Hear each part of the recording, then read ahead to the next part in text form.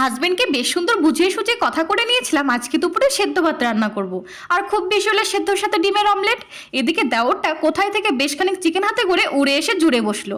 আমি সেদ্ধ ভাত করেই ফেলেছি বলতেই, বৌদি আজ কোনো টেনশন নিও না, রান্নাটা কিন্তু আমিই করব ভীষণ ইউনিক স্টাইলে, কোথাও খুঁজে এই রান্নার হদিস তুমি পাবে না। বাপরে, আজ দেখি ভূতের মুখে রাম নাম, তা মতলবটা কি ঠাকুরপো? এমন কিছু না বৌদি, আমারও তো মন চাই বৌদিটাকে অন্তত একদিন আমি রান্না করে খাওয়াই। ফিসফিস করে হাজবেন্ডকে বলে, ব্যাপারটা একটু গোলমেলে লাগছে না?